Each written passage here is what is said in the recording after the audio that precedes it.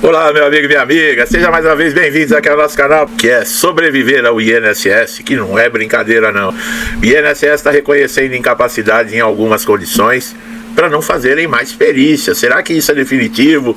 Será que isso é permanente? Como será? Quais são esses critérios que estão sendo usados? Bom, o INSS vem passando por diversas mudanças nesses últimos anos. Algumas são assim, para os segurados, algo terrível. Dificilmente vem algo assim que vai ajudar, que vai melhorar, tá? Uma delas está relacionada com algumas incapacidades, como elas são analisadas. Em situações específicas, o órgão passou a reconhecer determinados casos que dispensam aí a realização de perícia médica presencial ou aquelas perícias constantes, tá?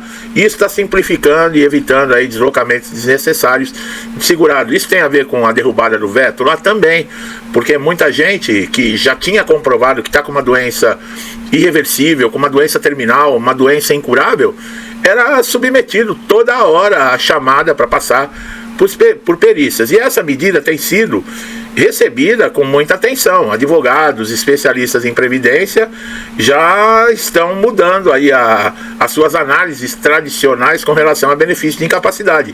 Essa alteração está ocorrendo principalmente em situações em qual a incapacidade ela é evidente, permanente, amplamente documentada, como eu acabei de falar. Ou seja, quando existe aí um conjunto de provas robustas, especialmente, olha a documentação, como eu sempre falo, laudos detalhados e comprovação histórica da doença.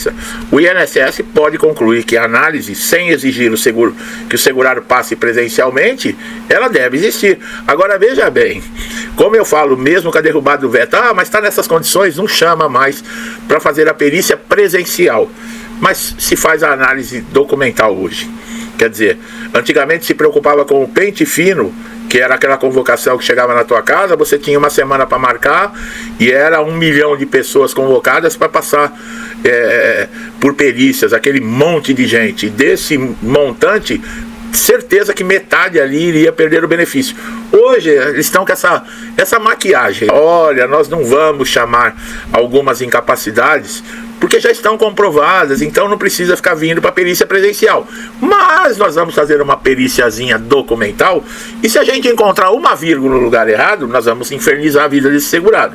É mais ou menos assim. É mais ou menos e é assim. Esse ponto de mudança está relacionado, olha lá, com a revisão de fluxo interno no INSS. Gozado, mas fazem tanta reunião de fluxo, de equilíbrio em orçamento, de mudança em lei previdenciária, em legislação, isso e aquilo, e permitem descontos não autorizados, empréstimo consignado. Saiu uma denúncia agora de crianças, bebês recém-nascidos, com empréstimo consignado. O Brasil é uma piada, né? A criança nem nasceu direito, ela já está endividada pro resto da vida. Vocês sabiam? Saiu a denúncia, é só procurar. Crianças têm empréstimo consignado já no INSS, quer dizer, eles já estão antecipando que aquela criança ela vai se aposentar depois de uns 60 anos, uns 65 anos, e ela vai fazer empréstimo consignado. Então eles já estão dando o empréstimo quando nasce. É uma nova modalidade que está sendo utilizada aqui no Brasil. Ô lugar de pilantra! Aí teve um aqui que é um comentário que falou: nossa, mas você está ofendendo as pessoas, chamando de vagabundo, de ladrão. É mesmo?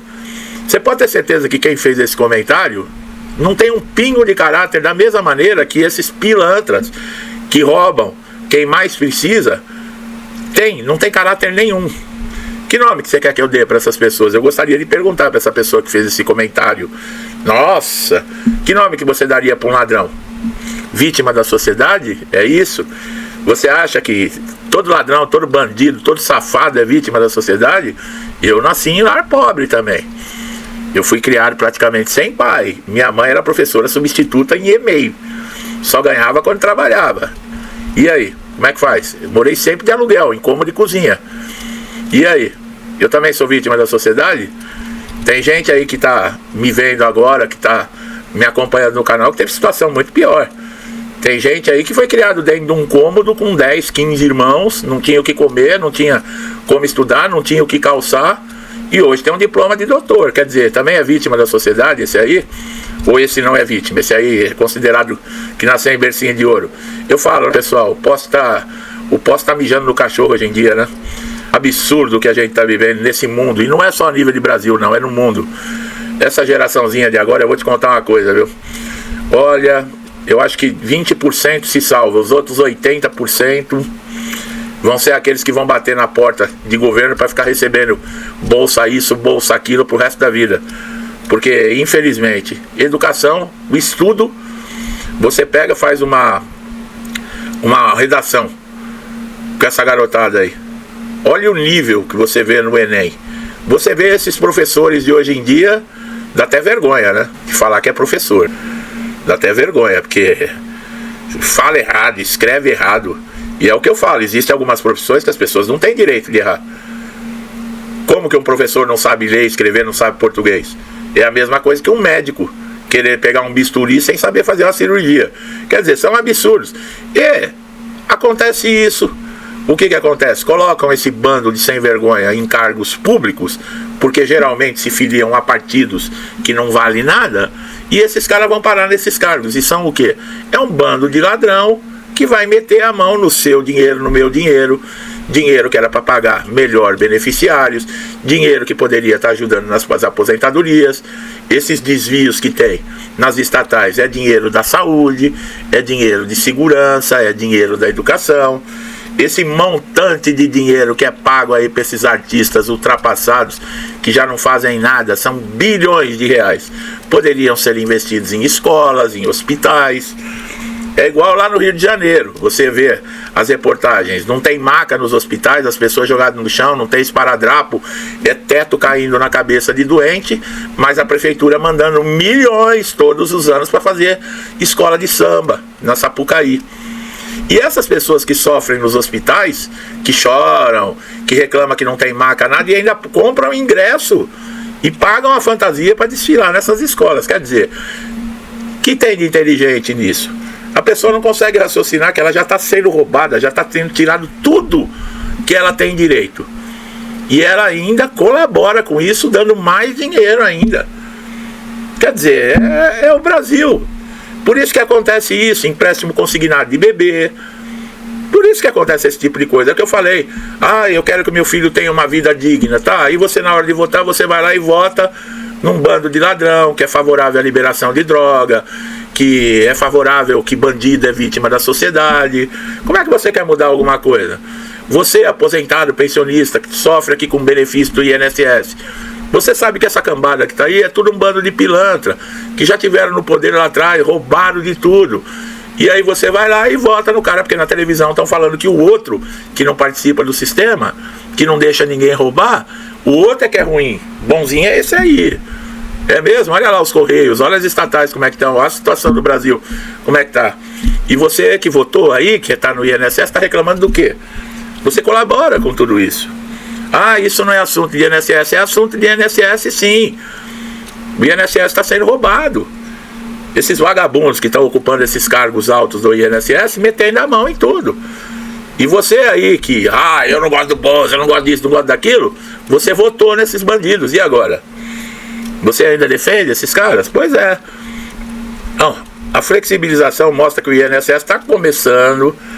Eu não acredito em nada, o INSS não tem credibilidade nenhuma a reconhecer de forma mais prática aquilo que os médicos assistentes já afirmaram nos laudos.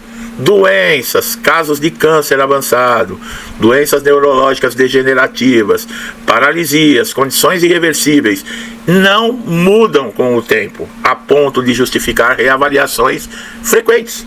Precisa ser mais claro do que isso? Precisa ter algo mais do que isso? Os médicos especialistas que acompanham esses casos estão dizendo aqui, são condições irreversíveis, não mudam. Como é que você vai ficar submetendo uma pessoa nessas condições a ficar se deslocando, muitas vezes com dor, muitas vezes sem dinheiro, tem que pagar caro para fazer uma perícia em algo que já está comprovado, algo que não tem solução? Quer dizer, mas a gente não faz mais presencial, mas fazem documental. Quer dizer, se você não coloca a pessoa dentro de um transporte, o deslocamento para ela sofrer, você tortura ela psicologicamente. Por quê? Porque ela nunca vai se sentir segura. Nunca vai se sentir segura. Bom, eu não sou mais convocado para fazer uma perícia lá na agência do INSS, mas essa hora o INSS está mexendo na minha documentação e de uma hora para outra eles podem cessar meu benefício. Quer dizer, psicologicamente a pessoa já está abalada. Psicologicamente a pessoa está destruída, a pessoa fica rezando, pedindo a Deus que quando ela chegar o dia do pagamento, está lá o benefício dela para ela poder pagar as suas contas. Não é brincadeira não, pessoal. Não é brincadeira não, sabe? O INSS é aquilo. Quando permite que esses procedimentos online sejam feitos de forma automática, eles dizem que estão tentando reduzir fila. Mas reduzir fila não é cortar benefício dos outros assim por, sabe, de baciada, como se todo mundo fosse fraudador. Vocês estão lidando com pagadores de impostos, gente que desde o primeiro salário paga o INSS, contando e acreditando que se um dia for necessário, que vão ter suporte. Ninguém está pedindo favor, ninguém está pedindo esmola, não. Aqui ninguém está recebendo INSS, bolsa gás, bolsa isso, bolsa aquilo, não. As pessoas, se não tiverem os requisitos para receber um benefício de incapacidade no INSS, não recebe. Quais são os requisitos? Qualidade de segurado, que está pagando o INSS no momento do acidente ou da doença. A carência, 12 contribuições, que essa carência é extinta, ela não é obrigatória em certos casos, mas na maioria você tem que ter no mínimo 12 contribuições para você conseguir um benefício de incapacidade. Se você não tiver esses requisitos, você não consegue. E aí? Isso não é bolsa isso e bolsa aquilo de quem nunca trabalhou na vida não, meu filho. Entendeu? Ninguém está fazendo favor para ninguém aqui não. E ninguém aqui, eu tenho certeza, 99% mais até de quem me acompanha aqui no canal, nunca precisou de governo para porcaria nenhuma, sempre andou com as próprias pernas. Entendeu? Essa é que é a verdade. E hoje está passando por uma situação fragilizada devido à idade, devido à infelicidade de ter tido um acidente, de ter adquirido uma doença que não imaginava. Todos nós estamos sujeitos a isso.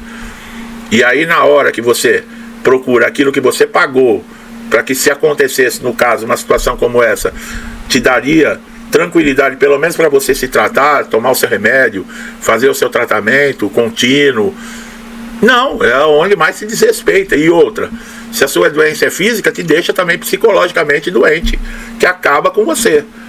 É isso que representa o INSS na vida da gente. Ou eu estou errado no que eu estou falando aqui? Eu estou errado? Tudo que eu falei até agora aqui é mentira? Ai, meu amigo e minha amiga, só Deus mesmo na vida da gente, é que eu falo. Aí, como a minha avó falava, não há bem que dure, nem mal que perdure.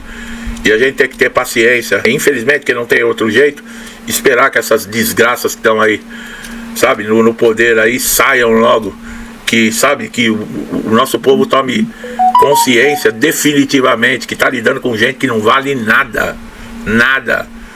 Esses caras falam de socialismo, esses caras falam de renda, eles vê se eles vão para Cuba, se eles vão para Venezuela, se eles vão para Nicarágua, quando eles tiram férias.